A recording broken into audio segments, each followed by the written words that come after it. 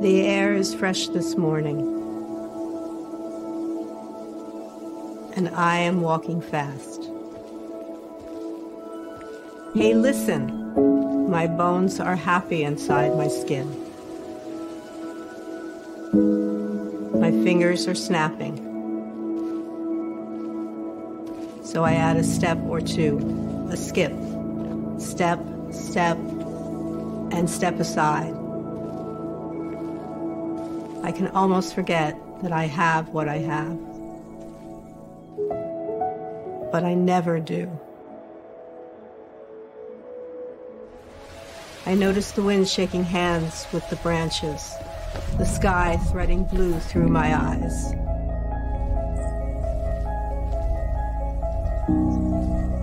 This is how I'd like you to remember me, from the inside out. Back when my heart was folded so neatly under my ribs.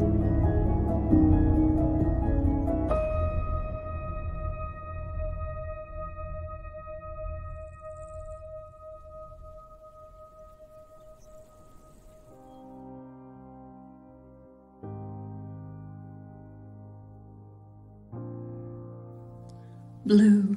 The sky above is blue, so wide, so open, so free, and all its color wraps around me, and I feel its gentle wind fill me with life. I feel safe, stronger to do all I do, for when the sky grays, full of clouds, we both cry.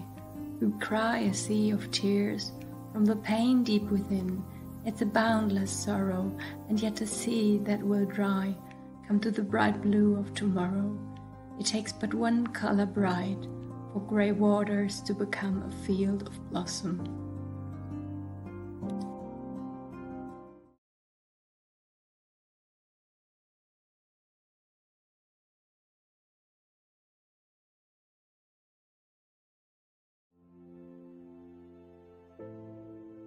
Let not candour be the plaything of gods, nor the trite fancy of vague fortune's hand, with its desire for childish winks and nods that mark the purest with such lurid brand. Let the lovers who face the fiercest gale with hands entwined and holding fast feel the kinder winds and their gentle veil as they travel their path until the last. When the petals touch from a fallen rose is all that remains but ever will be. Know for the beauty of a lover's prose, tears will always flow to the endless sea. And there lovers may find the missing part that few possess, the crystal truth of heart.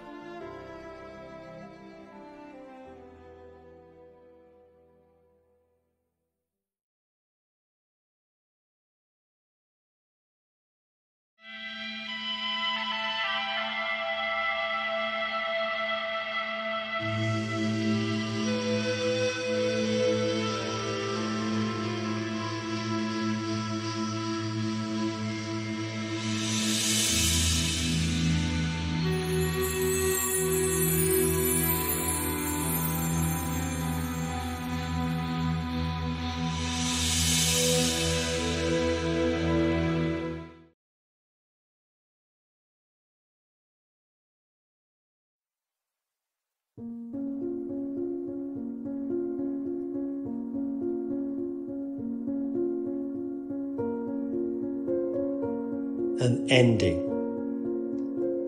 Why did the nightmares begin? The ones where the acids dissolve in my skin, where razor-sharp needles rain down from the skies and spiders and weevils crawl out of my eyes. The cats and the rats are devouring my feet, and the flames burn my back as I run from the heat, and I leap from the bed with its snake-covered sheet. Oh, why did the nightmares begin? And what has become of the night? The time between working and waking's not right.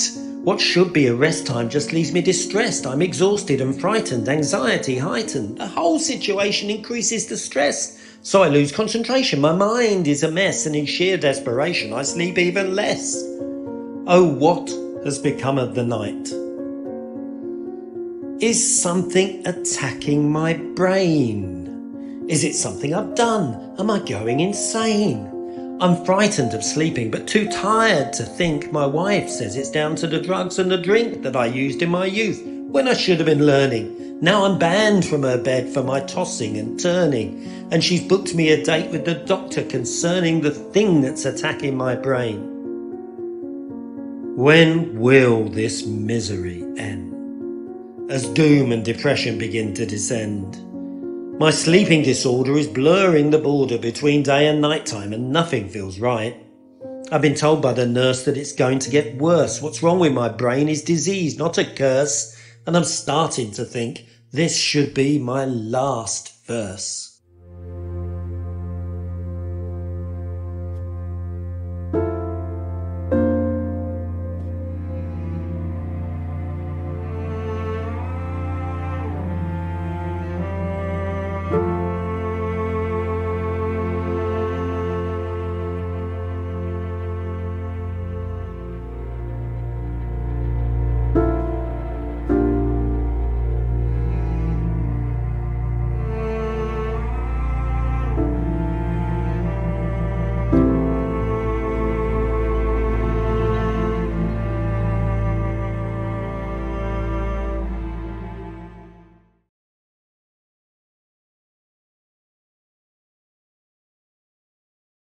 So this is another one about words, and I've called it simply, the best. Parkinson's affects how we speak, our choice of words, and ability to understand other people's words. Losing the ability to speak loudly and clearly enough to be understood is one of the more obvious and distressing symptoms. It's mattering to me a lot right now. But when I come across an article about the tendency of people with Parkinson's to use less complex sentence structures, I'm intrigued rather than alarmed. It takes me a while to get to grips with what the author means by a less complex sentence structure. I'm not helped by the explanation appearing in a sentence which includes 2 sets of brackets and several words I have to look up in the dictionary. I conclude that they are saying that sentences spoken or written by people with Parkinson's tend to have a higher proportion of nouns, verbs and adjectives and a lower proportion of linking words. So more names of things, more doing words and more descriptive words. Fewer words like of, like or with. So we have difficulty with complexity, and this is one manifestation of it. But might we have here an example of a limitation also being a positive asset? I don't think I'm alone in thinking the best writing maximises the use of nouns and verbs in short, sharp sentences. So it's something that I think the Plain English campaign would agree with, which is probably why the only writing award I've ever won came from them. That was a long time ago, let's just say last century. It'd be nice to get another one. Perhaps Parkinson's is helping me write even shorter sentences, packed with more nouns and verbs. If I do get another award, I hope there's a ceremony, because I'd love to be able to see people's faces when I say, I couldn't have done this without my brain disease. Thank you.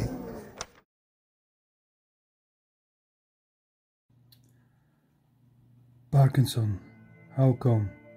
Incredible, yet possible. Think that she on the ecstasy. No control, does it show? In her head, cells get dead. Is there a cure? No, for sure. Who is this monkey? Is he drunk? Strangely talk, a different walk. Yes, afraid. What future waits? Medication to take? No warranty made. Every second, minute, day, we try to stay. Whatever fact, keep positive act. Slowly words still work like horse. One good night, then good day might. Dear wife for life, maybe we lost the fight. We'll stay loyal or starts betrayal. Moving was automatic, now gets problematic. Sloth, sloth, sloth. I'm off. At the office, will they notice? Should I mention or take pension? Life doesn't end. Make new friends. Share time, make smile. Not a game, often pain. As if not enough, I have to cough. Don't dope, keep hope. Ups and downs, stay clown. People got much wishes like a ton. We have only one. Poor or fame, all the same.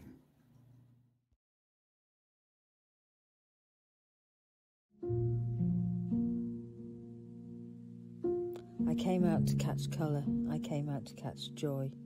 I came out to get out from the pressure, from depressing, from the immediate, from the box in which I live that nobody else can see, but that holds me so tight it's almost crushing me. I came outside to capture a moment, to live in the day, to see the start, to be the start. I want to be the start, I want to see the start, I want to see the stars. I used to be a star, rising. That has all gone by the wayside. But then I see my work and I see my pictures, my lines. Suddenly I see a shaft of light come through. Perhaps I'm not so bad. Perhaps I should just give myself a chance to start the day. So I came out to catch the colour, and the colour caught me up. Within all this creation, within all these ideas, a few gems that need to be polished and primed. Not to say sparkle, sparkle, look at me. That's not what I'm about, you see. I want to be able to find that piece of crystal, the one that glints in the light, true and clear and straight. I want that lens, I want to shine it, I want to show it, I want to be able to go through it. I want everybody to see what this is like, and if that means you look at me, well then, so be it. So here I am, catching colour, catching light,